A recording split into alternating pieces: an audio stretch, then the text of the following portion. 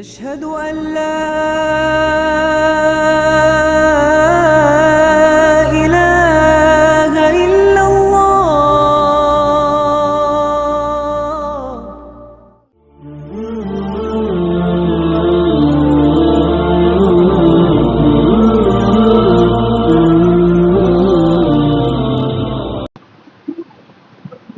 حامدا لله أولا وثانيا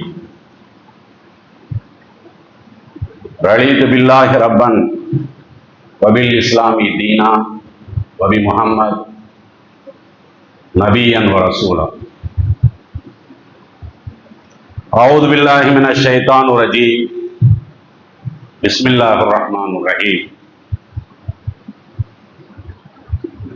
ومن أحسن دينا ممن أسلم وجهه لله وهو محسن واتبع ملة إبراهيم حنيفا واتخذ الله إبراهيم خليلا. அன்பினிய இஸ்லாமிய சொந்தங்களே, தாய்மார்களே, சகோதர சகோதரிகளே,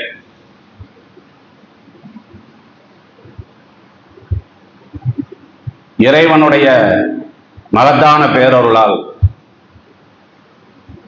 ஏக இறைவனால் புனிதமாக்கப்பட்ட மாதங்களில் ஒன்றாக இருக்கக்கூடிய துல்ஹஜ் மாதத்தின் துவக்க ஜும்மாவை நபி வழியிலே நிறைவேற்றுவதற்காக நாமெல்லாம் இங்கே வருகை தந்திருக்கிறோம்.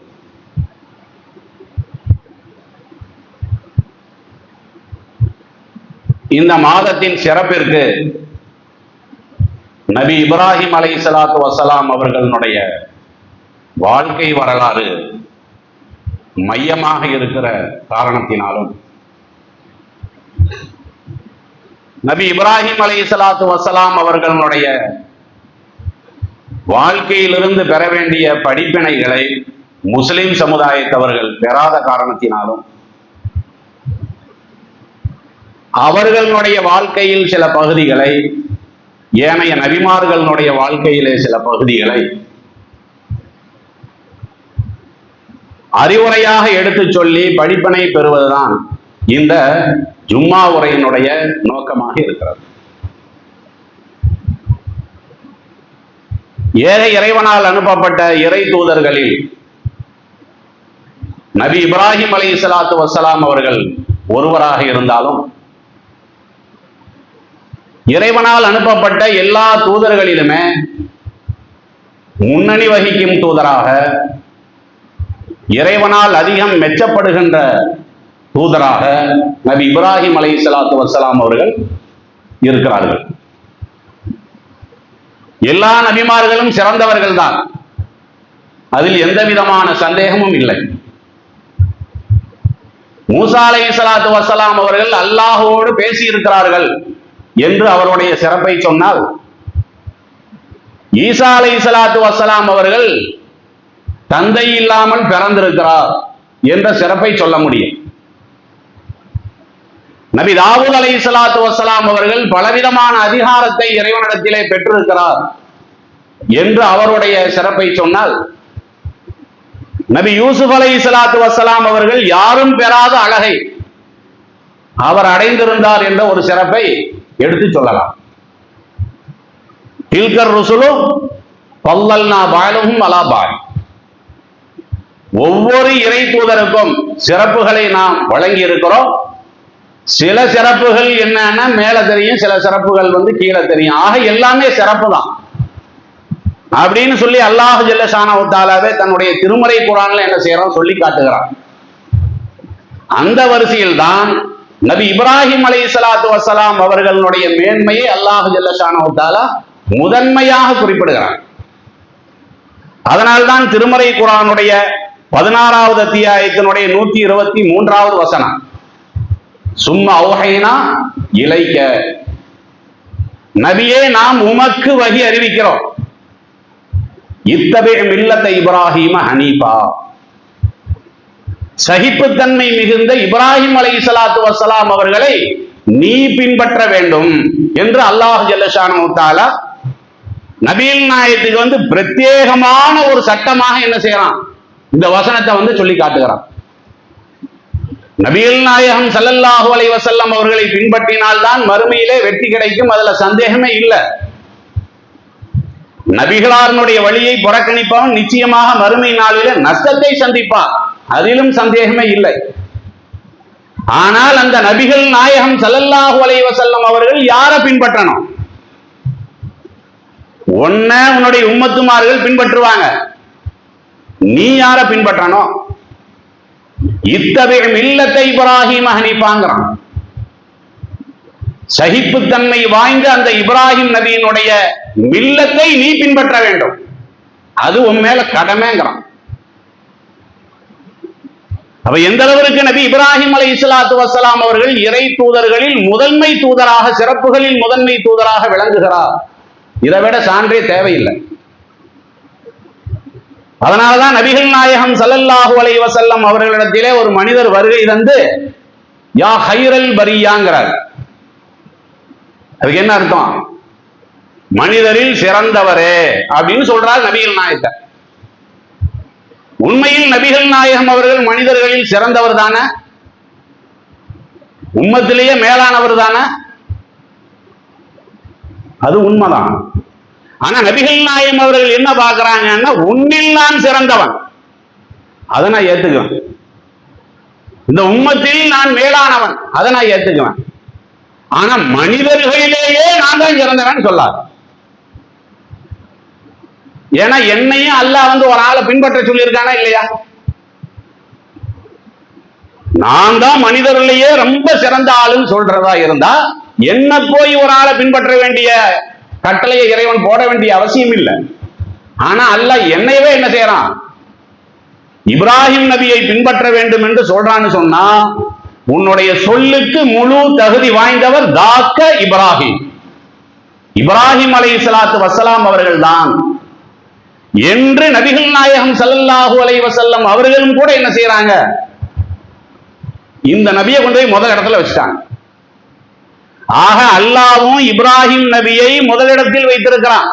பெருமானார் ஸல்லல்லாஹு அலைஹி வஸல்லம் அவர்களும் இப்ராஹிம் நபியை கொண்டு போய் முதல் இடத்துல வச்சிருக்கிறாங்க.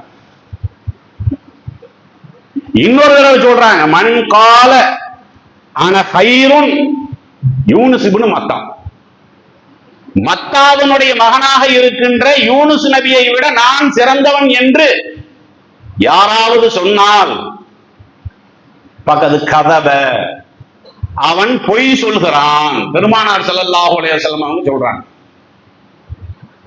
மத்தானா யூனுஸ் நபியினுடைய தந்தை, வாப்பாவுடைய பேரு, அதோட சேர்த்து சொல்றாங்க, மத்தாவினுடைய மகனார் யூனுஸ் நபியை விட நான் சிறந்தவன் என்று யாராவது சொன்னால் அவன் பொய் சொல்றாங்கிறது புரிந்துவல் என்று பெருமானார் ஸல்லல்லாஹு அலைஹி வஸல்லம் அவர்கள் என்ன செய்யறாங்க, இதை சொல்லும் பொழுதே இதை இணைத்து பெருமானார் ஸல்லல்லாஹு அலைஹி வஸல்லம் அவர்கள் சொல்றாங்க.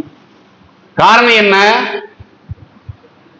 எத்தனையோ நபிமார்களுடைய வாழ்க்கையை அல்லாஹ் ஜல்ல ஷானஹு வ தஆலா தன்னுடைய திருமறை குர்ஆன்ல சொல்றான். ஆனால் யூனுஸ் அலைஹிஸ்ஸலாத்து வஸ்ஸலாம் அவர்களுடைய வரலாறை நாம் படித்து பார்த்தால்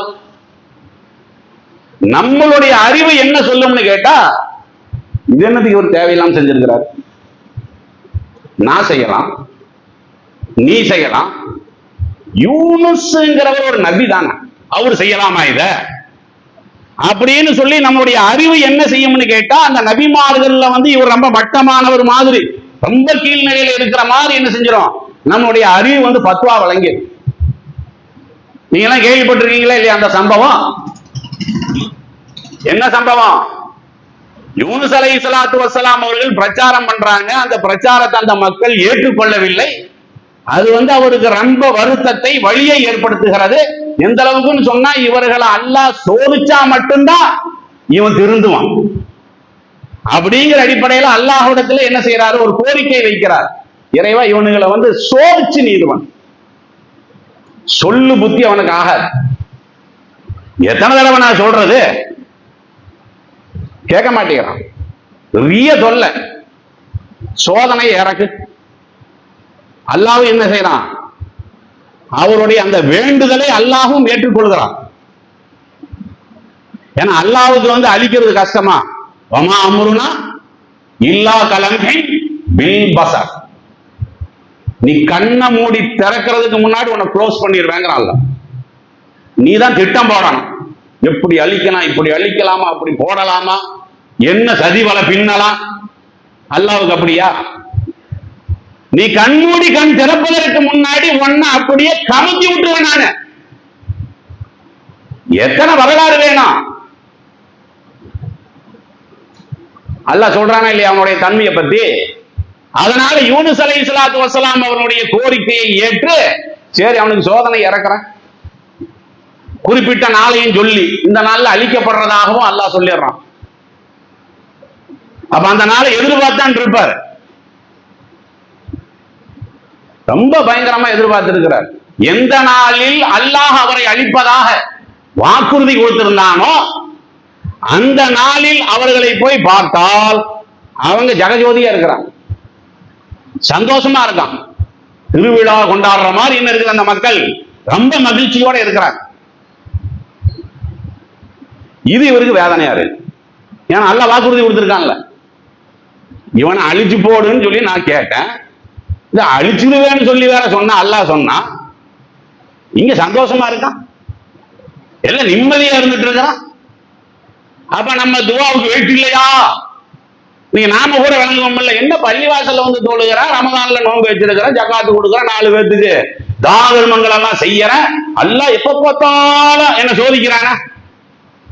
என்னமோ அல்லாஹ் வந்து கருணையில கீழே உள்ளவன் மாதிரியும், இவன் தான் அல்லாஹ் சொல்றதை விட அதிகமாக தன்னை ஈடுபடுத்தி காட்டுவதை போல என்ன செய்யறான்?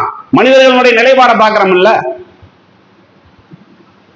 இவர் என்ன செய்யறாருன்னா, அந்த இடத்துல இவருக்கு ஒரு கோபம் வருது. மனிதன் என்ற முறையில் என்ன செய்யுது? மனுஷன் தான் நபிமார்களே அல்லாஹ் காட்டணும் இல்ல, இல்லாட்டி நீ தூக்கி கொண்டே வச்சிருவீல்ல, கையை தூக்கிடுவீல்ல அவர்கிட்டையும், அவர் மனுஷனை காட்டணும் இல்ல. அது இது மாதிரியான உணர்வுகளை எல்லாம் அல்லாஹ் மனிதன் எல்லாத்தையுமே கொடுத்திருக்கலாம். என்ன செய்யறாரு? கோபப்பட்டுக்கிட்டு அவர் ஆடி போறார்,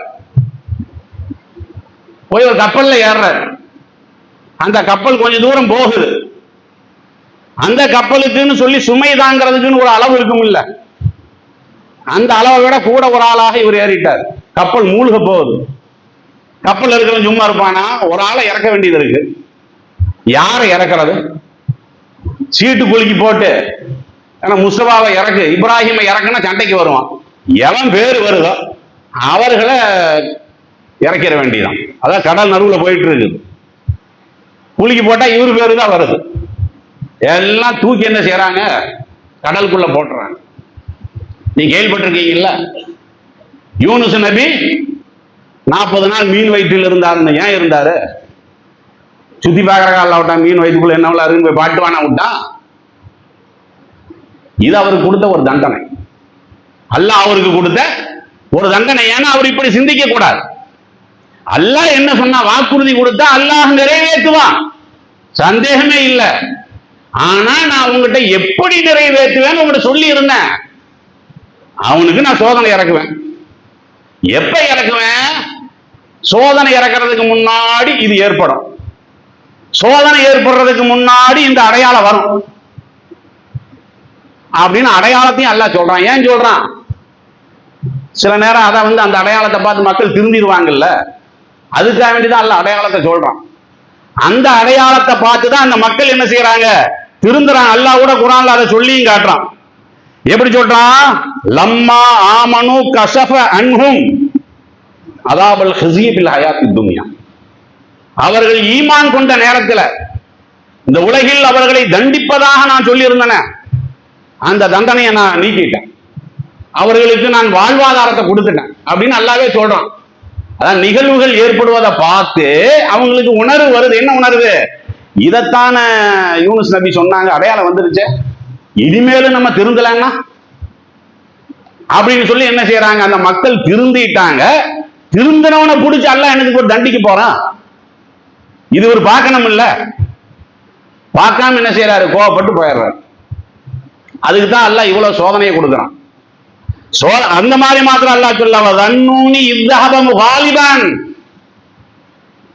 என் மேல கோவப்பட்டு போறா, பலன்ன அல்லன் அகதிராலை, அவரை நான் பிடிக்க மாட்டேன்னு நினைச்சிட்டாரா? நீ யாரு மேல கோவப்படுற? உங்க அப்பா மேல கோவப்படுற மாதிரி, அம்மா மேல கோவப்படுற மாதிரி, நண்பன் மேல கோவப்படுற மாதிரி நீ என்னிடத்தில் கோவப்பட்டு நீ எங்கே செல்வாய்? என்னுடைய அருள் அவ்வளவு மகத்தானது. அல்லாஹ் தண்டிப்பான். தண்டனையை விட என்னுடைய அருள் பெருசு இல்லையா? மன்னிப்பு கேட்டாங்க, மன்னிச்சுட்டேன். எந்த அளவுக்கான வார்த்தைகள் எல்லாம் அல்லாஹ் சொல்றான். லவ்லா அன் ததாரகஹு நிஅமத்தும் மிர் ரப்பி லனுபித பில் அராயி வஹுவ மதுமூம். 68வது அத்தியாயம் 49வது வசனம். ஏதோ என்னுடைய கருணை இருந்த காரணத்தினால நான் இவரையும் மன்னிச்சுட்டேன், இல்லைன்னா இழிவிற்குரியவராக இவரை வெட்டவையில் நான் வீசியிருப்பேன். நபி அல்லாஹ் சொல்றான். சொல்றது அல்லாஹ் யார சொல்றான்? பிறவனை பத்தி இல்ல. என்னுடைய அருள், அவனை மன்னிச்சேன், உன்னை மன்னிச்சேன். நான் நினைச்சா உன்னை இழிவிற்குரிய ஆளாக தூக்கி எறிஞ்சிருப்பேன். அப்படின்னு என்ன அர்த்தம்? நபி பட்டத்தை புடுங்கி கேவலப்படுத்தி நான் தூக்கி எறிஞ்சிருப்பேன். ஆனா அந்த அளவிற்கு அல்லாஹ் கருணையற்றவனா? இந்த வரலாறு நம்ம படிக்கிறோம் பாத்தீங்களா? இதை நம்ம கேள்விப்படமா நமக்கு எப்படி இருக்கு? என்னடா நபி இப்படி செஞ்சிட்டாரு, அப்படி கொஞ்சம் தரம் குறையுது இல்ல. அதுக்காக வேண்டிதான் ரசூலுல்லாஹ் சொல்றாங்க, யூனுஸ் நபியை விட நான் சிறந்தவன் என்று சொல்லாது. படிப்பனையை பெறு. அவர்களிடத்தில் இருக்கக்கூடிய படிப்பனையை பெறணுமா இல்லையா? எதுக்கு யூனுஸ் நபியை பத்தி சொன்னதுனால இதை சொல்ல வர்றேன். அடிப்படை என்ன? இப்ராஹிம் நபியவே அல்லாஹ் ரசூல் ஸல்லல்லாஹு அலைஹி வஸல்லம் அவர்களுக்கு பின்பற்றுமாறு உத்தரவு போடுறான்னு சொன்னா, அந்த இப்ராஹிம் நபி எந்த கொள்கையில் இருந்தாரோ, எந்த கொள்கைக்காக வேண்டி பாடுபட்டாரோ, அந்த கொள்கையில் நிலையாக நாம் இருக்காத வரை இந்த துல்ஹஜ் மாதத்தினுடைய புனிதம்னு சொல்றீங்கல்ல, கடுகளவும் கிடைக்காது. விளைக்கணும், நல்லா விளைக்கணும். 5200 ரூபாய் பங்கு கொடுத்தாச்சு, நன்மையை பெற்றாச்சு, அதெல்லாம் ஓரமா வை. உன்னோட கொள்கை என்ன? நீ எப்படி நினைச்சிருக்கிற? அல்லாஹ் நீ எப்படி நினைச்சிருக்கிற? நீ சொல்ற இவன் காஃபிர், அவன் காஃபிர், இவன் காஃபிர். இப்ராஹிம் நபி இருந்தா நம்மள காஃபிர்னு போயிடுவார். உண்மைதான், அவர் இருந்தா நம்மள காஃபிர்ன்றுவாருங்க. ஏன்னா இணை வைத்தல் என்பது இன்றைக்கு அந்த அளவுக்கு ஊறி போய் இருக்கா இல்லையா? அடிப்படை இதுதானே. இதையெல்லாம் ஒண்ணு செவைப்படுத்தாம சும்மா அப்படி பெருநாள் வந்தோம்னா அல்லாஹு அக்பர், அதெல்லாம் எல்லாம் ஏத்துக்க மாட்டான். பிஸ்மில்லாஹி அல்லாஹு அக்பர், அது கசாப்பு கடைக்கு உள்ளதுடா, கசாப்பு கடைக்கு உள்ளது. இறைச்சி வெற்றைய, ஆடு மாடு வெற்றைய எதுக்கு வெற்ற? வியாபாரத்துக்கா வெற்ற? படிப்பனையை பெறணுமா இல்லையா? இப்ராஹிம் அலைஹிஸ்ஸலாத்து வஸ்ஸலாம் அவர்கள் வாழ்நாள் முழுவதும் இதுக்காக வேண்டிதான பாடுபட்டாங்க. யாபதி, எனது தந்தையே, லிம தஅபுது மாலா யஸ்மஉ வலா யுபசிரு வலா யுக்னி அன்க ஷையா. தந்தையிட்ட சொன்னாரா இல்லையா? எதையும் கேட்காத, எதையும் பார்க்காத, உனக்கு ஒண்ணுமே செய்யாத இத போய் என்னதுக்கு வணங்குற? என்னதுக்கு இந்த வரலாறு? எதுக்கு எதுக்கு இந்த வரலாறு? ஊருக்கு மாநாடு போட்டால் போதுமா? தெருவுக்கு மீட்டிங் வைத்தால் போதுமா? என்னை ஈண்டெடுத்த தந்தை இணை வைப்பாளனாக, என்னுடைய மனைவி இணை வைப்பாளனாக, என்னுடைய உறவினர்கள் இணை வைக்கக்கூடிய ஈரச் செயலை செய்து கொண்டிருக்கிறார்களே, அவர்களை நான் மீட்க வேண்டுமா வேண்டாமா? கல்யாணத்துல போய் ஒற்றுமையை காட்டுற, மறுமையில மச்சான் நரகத்துல கடப்பான. மாத்து, கொள்கையை மாத்து. ஏகத்துவத்துல சுத்தமான இல்லையே, மக்களுக்கு போதனை பண்ணமே இல்லையா? லுக்மான் அலைஹிஸ்ஸலாத்து வஸ்ஸலாம் அவர்கள் தம்முடைய மகனுக்கு செய்த போதனையாக அல்லாஹ் அதைத்தானே சொல்லி காட்டுறான். இந்த ஷிர்கல ஸுல்முன் நபி, இணை வைத்தல் என்பதுதான் பெரிய பாவம், பெரிய பாவம். உணரலைய கருணை கடலாம் காதரு வழியின் காரண சரிதம் கேளுங்கள் படிக்கிறார்கள. அவர் ஷாஹேனரானா புனிதனாகூர் என்னது இதெல்லாம்? கருணை கடலாம். இந்த அளவுக்கு தான் இருக்கு முஸ்லிம் சமுதாயத்துல. மார்க்க அறிஞர் அத ஏகத்துவத்தை எடுத்து சொல்லும் போது நம்மை எதிர்க்கக்கூடிய அளவிற்கு சிறுக்க எதிர்க்க மாட்டேங்கிறாங்க. இதை விட பெரிய ஆச்சரியம் என்ன இருக்குதா? அல்லாஹ்விட்ட மட்டுமே கையேந்துங்கிறோம். போனா வலிக நரகவாதிங்கிறான். அப்துல் காதர் ஜீலானிட்ட கையேந்துறது சுன்னத்துங்கிறான். பார்க்கிறோமே இல்லையா? எதுல சந்தோஷம் வரணும்? வைதா துக்கிரல்லாஹ வஹதஹு அல்லாஹ்வை மட்டும் கூறப்பட்டால் இஸ்மஅஸத் குலூபுல் லதீன லா யூமினூன பில் ஆகிரா மறுமை நாளை நம்பாதவனுடைய உள்ளம் சுருங்கி விடுகிறது. என்ன மட்டும் சொல்றான், அல்லாஹ்ட்ட மட்டும் கேட்றாங்கறான், அல்லாஹ்வை மட்டும் வணங்குங்கறான். மகிழ்ச்சி வரணும். ஈமான் இல்லாதவனுடைய உள்ளம் சுருங்குது. வைதா துக்கிர மின் தூனிகிங்கற வைதா துக்கிரல்லதீன மின் தூனிகி அல்லாஹ்வை விட்டு விட்டு வேறு நபர்களை சொன்னால் இதாகும் யஸ்தப்ஷிரூன் அவனுக்கு சந்தோஷம் கொப்பளிக்குத. நீ பார்க்கறமா இல்லையா? முஸ்லிம் ஜமாத்துகளே அப்படி இருக்கிறாங்களே இல்லையா? இணை வைத்ததுக்கெல்லாம் வக்காலத்து வாங்கக்கூடியவர்களாக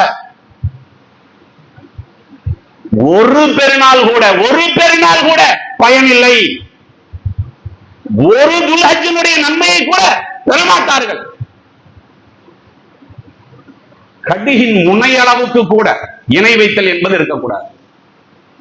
லா துஷ்ரிகன்ன பில்லாஹ் அல்லாஹ்வுக்கு நீங்கள் இணை வைக்க வேண்டாம். இன் குதீத நீ கொலை செய்யப்பட்டாலும், வயின் ஹுர்ரித நீ கருக்கப்பட்டாலும், வயின் சுல்லித்த நீ சிலுவையில் ஏற்றப்பட்டாலும். ஏன்னா ஒன்ன நான் படைச்சேன், நான் தானே உன்னை படைச்சேன். உன் அம்மாவை தான் நீ அம்மா சொல்லு, உன் அப்பனை தாண்டா நீ அப்பா. அப்பனுக்கு இருக்கக்கூடிய தகுதியை மச்சானுக்காக நீ கொடுப்பியா? என்னுடைய தகுதியை போய் நீ கொடுக்கிறிய? என்னிடத்தில் கையேந்துவதை யாருக்கு எல்லாமா ஏந்திட்டு இருக்கிறிய? இதான் ஏகத்துவமா? லா இலாஹ இல்லல்லாஹ் அதான் ஏகத்துவம். லா இலாஹ இல்லல்லாஹ் வருது, அதான் ஏகத்துவம். அல்லாஹ்வை தவிர வேறு எந்த ஒன்றும் ஆற்றல் பெற்றதாக கருணை கொண்டதாக இதான நபிகள் நாயகம் அவர்கள்ட்ட கூட மக்கத்து காபிர்கள் சில பேர் வந்து சொல்றாங்க, இன்னக்கும் துஷ்ரிகூன பில்லாஹ் நீங்களும் அல்லாஹ்வுக்கு என்னதான் வைக்கிறீங்க? ரசூலுல்லாஹ்ட்ட வந்து சொல்றாரு. ரசூலுல்லாஹ்ட்ட வந்து சொல்றாரு, இணை வைப்புக்கு எதிராக பிரச்சாரம் பண்றீங்க, நீங்க எப்படி இருக்கிறீங்க? அல்லாஹ் இணையில வச்சுட்டு இருக்கீங்க. ரசூலுல்லாஹ்வே புரியல, என்னடா இது நம்ம தௌஹீத நம்ம சொல்லிட்டு இருக்கிறோம், நம்மளையவே இணை வைக்கக்கூடிய ஆளுங்கிறாங்க. உண்மையில ரசூலுல்லாஹ் வைக்கல, சஹாபாக்களுடைய நடவடிக்கை அப்படி இருந்தார். அல்லாஹ் நான் மாதிரியும் மாஷா அல்லாஹ் வஷீர். ஏதாவது ஒரு காரியம் நடந்தா அல்லாஹ் நான் மாதிரி நீங்க நான் மாதிரி நடந்துச்சுன்னு சொல்றாங்கல்ல, அல்லாஹ் நான் மாதிரி நடந்துச்சு கரெக்ட். அது என்ன நீங்க நான் மாதிரி என்ன? இதைத்தானே காலம் ஃபுல்லா நீங்க எதிர்க்கிறீங்க. நீங்க நான் மாதிரி என்ன சேர்த்தனா? அது என்ன இங்க அல்லாஹ் இங்க முகமது என்ன அப்படி ஜாயின் பண்ணனா? என்னது அது? அதே மாதிரி என்னது காபா மேல ஆணையாக என்ன? காபா என்ன? அது என்னங்கிற செங்கல் தானே, மண்ணு தானே, அதுக்கு மேல போய் ஆணையாக என்னது? இதெல்லாம் இணை வைப்பு இல்லையா? ஆனால் யதார்த்தத்தை சத்தியவாசல் யாரிடத்தில் இருந்து வந்தாலும் அதை ஏற்றுக்கொள்ளக்கூடிய மனப்பான்மையை ஊட்டியவர் நபி இப்ராஹிம் அலைஹிஸ்ஸலாத்து வஸ்ஸலாம் அவர்கள். அதே கொள்கையை பின்பற்றிய காரணத்தினால் நபிகள் நாயகம் அவர்கள் அவர்களை விமர்சனம் செய்யவில்லை, சொல்றது கரெக்ட். யூதராக இருந்தாலும் சொல்றது கரெக்ட். இனிமேல் அல்லாஹ் நான் மாதிரி நீங்க நான் மாதிரின்னு சொல்லாதீங்க. காபாவை படைத்த இறைவன் மேல ஆணையாக சொல்லுங்க. படைச்ச இறைவன் வரும். எவ்வளவு துல்லியமா இருக்குது இன்னைக்கு. அது நம்மள்ட்ட இருக்குதா? ஏகத்துவத்துல கரெக்டா இருக்கணும், வேற ஒண்ணும் இல்லை. துல்ஹஜ் மாதத்தினுடைய அடிப்படையான விஷயம் என்ன? ஏகத்துவத்துல கரெக்டா இருக்கணும். அறிவுக்கு முரண்பட்டு நடக்கக்கூடாது. எல்லாருமே சுன்னத் ஜமாத்து கொள்கையிலிருந்து வந்திருப்போம். என்னைக்காவது ஈசா நபிட்ட நீங்க துவா செஞ்சிருக்கிறீங்களா? இன்னைக்கு செய்யறாங்களா? இன்னைக்காவது செய்யறாங்களாங்கிற செய்யறது இல்லையில. ஏன் செய்யல? நீ அப்துல் காதர் ஜிலானிட்ட பண்ற, நாகூர் பாதுஷாட்ட பண்ற, பீமா தர்கால போய் பண்ற, தக்கல பீரப்பாட்ட போய் கேட்கிற. ஏன் ஈசா நபிட்ட கேட்கல? எந்த வகையில குறைஞ்சாலும் சொல்லு. இவர் இறை தூதருங்கிறதுல சந்தேகம் இல்லை, பிறக்கும் போதே அதிசயமா பிறந்தாருங்கிறதுல சந்தேகம் இல்லை, பிறக்கும் போதே நபியானாருங்கிறதுல சந்தேகம் இல்லை, நிறைய அற்புதங்களை செஞ்சாருங்கிறதுல சந்தேகம் இல்லை, உயிரோடு இருந்துட்டு இருக்காருங்கிறதுல சந்தேகம் இல்லை, மறுமையிலும் கியாமத்து நாள் கிட்ட வருவாருங்கிறது சந்தேகம் இல்லை. இவர்கிட்ட கேட்டா குஃபுரான். இந்த மாதிரி தானே கேட்டுட்டு இருக்கிறாங்க அவங்க. அவர்கள் எல்லாம் வேற மதத்தவர்களாம். உத்தரையில நீ என்ன பண்ணிட்டு இருக்க? இதுதான் விஷயம். அடிப்படையான விஷயம் என்ன? ஒரு அரை மணி நேரம், 3/4 மணி நேரம் அப்படியெல்லாம் ஒரே விஷயம் தான். அல்லாஹ்வை தவிர எந்த ஒன்றுக்கும் நான் அடிபணிய மாட்டேன், எந்த ஒன்றையும் நான் புனிதமாக கருத மாட்டேன். எதையும் அல்லாஹ்விடத்துல கேட்கணும், அல்லாஹ்வுக்கு மட்டுமே பயப்படும். இந்த உணர்வை பெற்றால் இந்த துல்ஹஜ் மாதத்தினுடைய புனிதம் இருக்குது பாத்தீங்களா, நிச்சயம் நம்மால் பெற முடியும். இந்த உணர்வை பெறாமல், இப்ராஹிம் அலைஹிஸ்ஸலாத்து வஸ்ஸலாம் அவர்களுடைய சரித்திரத்தை அறியாமல் மறுமை நாள்ல நம்ம போனோம்னு சொன்னா அபூ லஹப் வரிசையில போய் நம்ம நின்ற வேண்டியதுதான். அதான் நடக்கும். அது மாதிரியான நேர்வழியில் செல்லக்கூடிய நன்மக்களாக அல்லாஹ் நம் அனைவரையும் ஆக்கியல்வானாக என்ற பிரார்த்தனையோடு முதல்வரை நிறைவு.